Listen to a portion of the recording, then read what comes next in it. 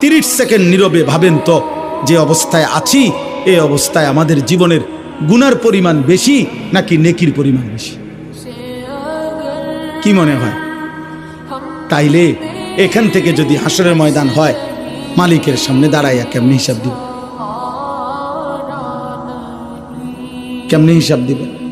আপনি কি মরবেন না? আপনাকে কি কবরে যাইতে হবে না? এই কথাটাই আমি মনে করাই দিলাম।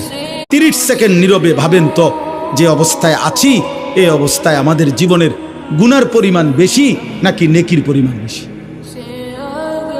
কি মনে হয়? তাইলে এখান থেকে যদি হাসরের ময়দান হয়, মালিকের সামনে দাঁড়াইয়া কেমনি হিসাব দিব? কেমনি হিসাব দিবেন? আপনি কি মরবেন না?